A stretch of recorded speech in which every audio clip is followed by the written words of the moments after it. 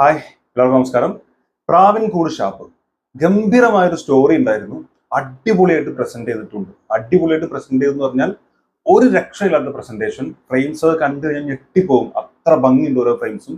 ഭംഗി മാത്രമല്ല, അതിന്റെ കളറിങ് ആവട്ടെ, അതിലെ വിഷ്വൽസിൽ നിന്ന് കിട്ടുന്ന ഒരു ഇമ്പാക്റ്റ് ആവട്ടെ, ഇതൊക്കെ ഭയങ്കര രസമായിട്ട് വന്നിട്ടുണ്ട്. ഇപ്പൊ എസ്പെഷ്യലി ഈ രാത്രിയിലെ ചില ഷോട്ട്സും, ഒരു തീ കത്തുന്ന സമയത്ത് നേൽ രൂപങ്ങൾ പോലെ കാണിക്കുന്ന ചില സംഭവങ്ങളും, അതല്ലാതെ പെട്ടെന്നൊരു ഒരു സീനിൽ നിന്ന് മറ്റൊരു സീനിലേക്ക് കട്ട് ചെയ്ത് പോകുന്ന സമയത്തുള്ള ഒരു ഫ്ലോയും, മഴ പെയ്യുമ്പോഴുള്ള സംഭവങ്ങളും, ഈ പ്രാവിൻകൂട് ഷാപ്പിനുള്ളിൽ നടക്കുന്ന രംഗങ്ങൾ, എല്ലാ വിഷ്വൽസും ഗംഭീരം എന്ന് പറഞ്ഞാൽ ഗംഭീരം. എന്നിട്ടും സിനിമ കണ്ടു കഴിയുമ്പോൾ ഒരു ഇമ്പം കിട്ടുന്നില്ല.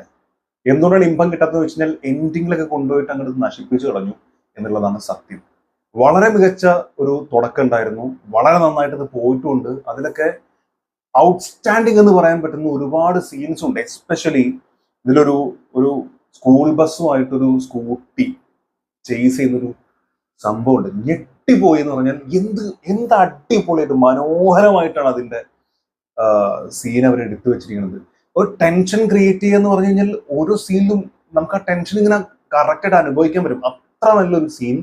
അതിന്റെ ഒരു നമ്മൾ പറയില്ല, കറക്റ്റ് ഇമ്പാക്ട് ഉണ്ടല്ലോ. ഒരു വണ്ടി ഒരു ഇതിനെ ഇടിക്കാൻ വരുമ്പോൾ ഇപ്പൊ ഇടിക്കും എന്നുള്ള ഒരു ടെൻഷൻ ഉണ്ടല്ലോ, അത് നമ്മുടെ ഉള്ളിലേക്ക് ഭയങ്കരമായിട്ട് വരുന്നുണ്ട്.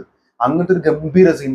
അതുപോലെ രാത്രി ഒരു സ്ഥലം നിന്ന് കത്തുന്ന സമയത്ത് സൗബിന്റെ ക്യാരക്ടർ ഓടി ഇങ്ങനെ മറയുന്നൊരു സംഭവമുണ്ട്. ആ ഒരു ഫ്രെയിമൊക്കെ എന്ത് മനോഹരമായിട്ടാണ് ചെയ്തിട്ടുള്ളത്. അതുപോലെ ഒരു ബൈക്കിൽ ഒരു വൺ ഷോട്ട്, സിംഗിൾ ഷോട്ട് ആയിട്ട് കൊടുത്തിരിക്കുന്ന ഒരു ചേസിങ് പോലെ കൊടുത്തിട്ടുള്ള ഒരു സാധനം. ചേസിംഗ് എന്നല്ല, ശരിക്കും ഒരു അർജന്റ് സിറ്റുവേഷനിൽ വളരെ സ്പീഡിൽ പെട്ടെന്ന് ആ ഒരു അർജൻസി കാണിച്ചുകൊണ്ട് തന്നെ ബൈക്കിൽ നമ്മുടെ ബേസിൽ പോകുന്ന ഒരു സാധനമാണ്. ആ സീനൊക്കെ മുത്തു സീനാണ്.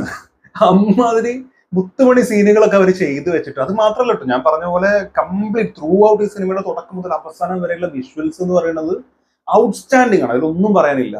പക്ഷെ അതിനോട് ഒരു 50% പോലും നീതി പുലർത്താത്ത രീതിയിലായി ഇതിലെ ഒന്ന് ആളുകളുടെ പെർഫോമൻസ്, രണ്ട് ആ ക്യാരക്ടറിനെ മേക്ക് ചെയ്തിരിക്കുന്ന രീതി, ഒരു ആർക്ക് ഉണ്ടല്ലോ ക്യാരക്ടറിന്, അതൊന്നും വൃത്തിക്ക് വന്നിട്ടില്ല.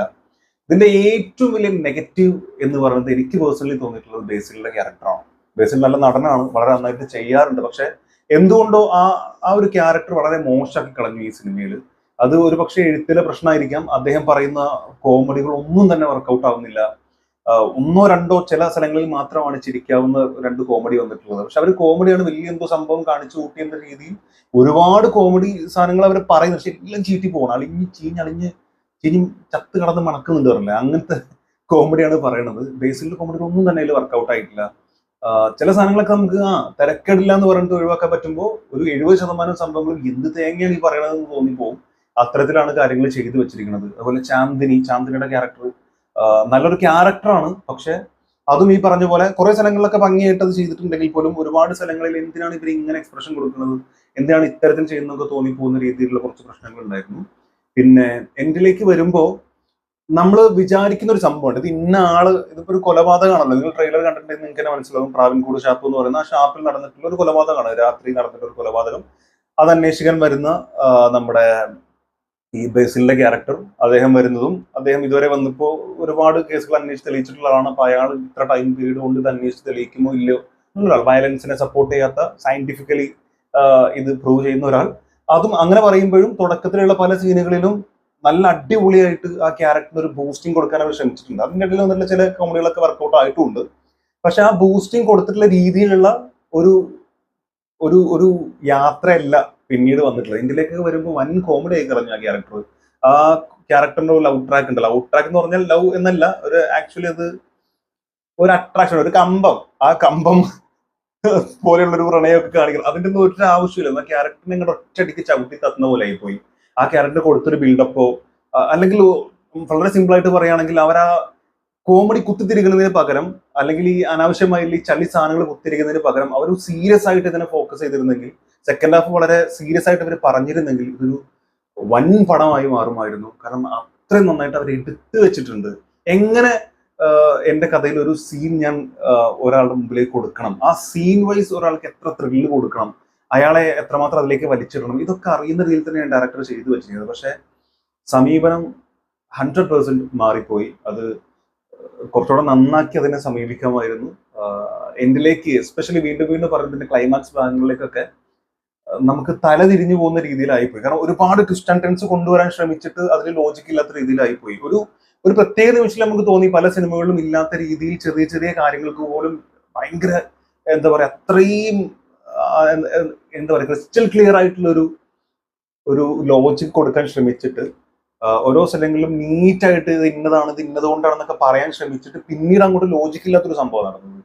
കാരണം ഒരാള് അവിടെ നടന്നിട്ടുള്ള ഒരു സംഗതി ഇന്നതാണെന്ന് ഒരൊറ്റടിക്ക് ഇങ്ങനെ പറയുന്നത് ഗണിച്ചു പറഞ്ഞു എന്നൊരു ഐഡിയ ഇല്ല.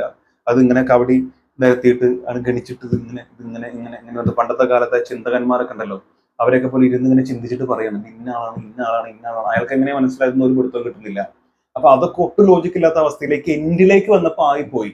അതായത് സംവിധായകനോ അല്ലെങ്കിൽ എഴുത്തുകാരനോ ആ ടൈമിൽ എന്തോ കണ്ടുകൊണ്ടിരിക്കുന്ന പ്രേക്ഷകൻ ഞെട്ടിക്കണം, സോ ഇന്നാൾ ഇവിടെ വെച്ചിട്ട് ഇത് റിവീൽ ചെയ്യാണ് എന്നുള്ളത് മാത്രമായി ചിന്ത. അതുവരെ ഉണ്ടായിരുന്ന ഒരു ലോജിക് തോട്ട്സ് ഉണ്ടല്ലോ, അത് അവിടെ വെച്ചിട്ട് മറന്നുപോയി. അവിടെ പ്രേക്ഷകനെ ഞെട്ടിക്കുക എന്നുള്ള ഒരു സംഭവം മാത്രമായി പോയി മനസ്സിൽ എന്നാണ് എനിക്ക് തോന്നുന്നത്. ഇല്ലാന്നുണ്ടെങ്കിൽ അവിടെ ചിന്തിക്കുക ഇയാളത് എങ്ങനെ പറയും, അതിനുള്ള കാരണം എന്താണ്, അയാൾക്ക് എങ്ങനെയാണ് ഇത് കിട്ടിയത്, കണക്ഷൻ എന്താണെന്നുള്ളത് പറഞ്ഞു പോയത്. പ്രേക്ഷകനെ കാണിച്ചിട്ടുള്ള കുറെ സീൻസ്, ആ സീൻ വെച്ചിട്ട് ഇയാൾ ഗണിച്ചു പറയണം ഈ സീൻ ഇങ്ങനെ നടന്നത് ഇന്നത് കൊണ്ടാണ്, അതെങ്ങനെ പറയാൻ പറ്റും? അവിടെ അത്രയും ബ്രില്യൻ്റ് ആയിട്ടുള്ള പോലീസുകാർക്ക് പോലും ഇത് കണ്ടെത്താൻ പറ്റിയിട്ടില്ല. സോ അങ്ങനത്തെ കുറെ പൊട്ടത്തരങ്ങളൊക്കെ അവിടെ വന്നുപോയി എന്നുള്ളതാണ്. പിന്നെ എന്താ പറയാ, ഈ ഒരു പ്രസന്റേഷൻ അല്ലെങ്കിൽ ഒരു വിഷ്വലിന്റെ ഒരു ഭംഗി അല്ലെങ്കിൽ ഓരോ ഫ്രെയിംസിന്റെയും ആ ഒരു ഭംഗി കണ്ടിട്ട് ഇവരിത് പ്രസന്റ് ചെയ്ത രീതി കണ്ടിട്ട് നമുക്ക് അങ്ങോട്ട് ഉള്ളിൽ വല്ലാത്തൊരു ഇത്രയും നല്ലൊരു സിനിമയാണല്ലോ അതിനെ ഇവർ എൻഡിലേക്ക് കൊണ്ട് ഇങ്ങനെ ആക്കി കളഞ്ഞല്ലോ എന്നുള്ളൊരു സങ്കടം ആണ് സത്യം പറഞ്ഞാൽ ഉള്ളിൽ വരുന്നത്. എന്തായാലും എന്നെ സംബന്ധിച്ചിടത്തോളം ഒരു ആവറേജ് ഫിലിം, വേണമെങ്കിൽ നിങ്ങൾക്കൊന്ന് കണ്ടു നോക്കാവുന്ന ഒരു സിനിമ എന്ന് പറയാം. അത് എസ്പെഷ്യലി വീണ്ടും വീണ്ടും പറയണം, നിങ്ങൾ കാണേണ്ടതിന്റെ മേക്കിങ്ങിന്റെ ഒരു ഭംഗി, ആ ഭംഗി ആസ്വദിക്കാൻ വേണ്ടി ആ സ്ക്രീനിൽ വലിയ സ്ക്രീനിൽ ഇരുന്ന് കാണുമ്പോൾ അതിന്റെ ഒരു ഭംഗി ഭയങ്കരം തന്നെയാണ്. അത് നന്നായിട്ട് ഇവർ ചെയ്തിട്ടുണ്ട്. അത് ആസ്വദിക്കാൻ വേണ്ടി നിങ്ങൾക്ക് ഈ സിനിമ കാണാൻ വേണ്ടി പോവാം. അതുപോലെ ഫസ്റ്റ് ഹാഫും കുഴപ്പമില്ലാത്ത രീതിയിൽ തന്നെ വന്നിട്ടുണ്ട്, അതിന് വേണ്ടി നിങ്ങൾക്ക് പോകാം. അതല്ലാതെ ഇംഗ്ലീഷ് ഒരു പാട്ടൊക്കെ പാടുന്നുണ്ട് നായകൻ പോകുന്ന സമയത്തുള്ള കുറച്ച് സംഭവം, അതൊക്കെ കണ്ടിരിക്കാനൊക്കെ നല്ല രസമുണ്ടായിരുന്നു. അത്തരത്തിൽ കുറച്ച് കാര്യങ്ങൾ ആസ്വദിക്കാൻ വേണ്ടി നിങ്ങൾക്ക് പോകാം. അതിനപ്പുറത്തേക്ക് ഒരു ത്രില്ലർ കഥ പറയുമ്പോൾ കിട്ടേണ്ട ഒരു ഇമ്പാക്റ്റോ അല്ലെങ്കിൽ നല്ല വാവ് എലമെന്റ്സോ വാവ് ഫാക്ടറോ ഒന്നും ഈ സിനിമയിൽ ഇല്ല എന്നുള്ളതാണ് പരമമായിട്ടുള്ള സത്യം. സോ ഈ പറഞ്ഞ പോലെ ഒരു 5 out of 10 ആണ് ഞാൻ കൊടുക്കാൻ ആഗ്രഹിക്കുന്നത്. അതും ഇതിന്റെ മേക്കിംഗ് സ്റ്റൈൽ കണ്ടിട്ടാണ് കൊടുക്കുന്നത്. സോ കണ്ടവരുണ്ടെന്നുണ്ടെങ്കിൽ നിങ്ങളുടെ അഭിപ്രായം നല്ല മറക്കാതെ കമന്റിൽ രേഖപ്പെടുത്തുക. Thank you.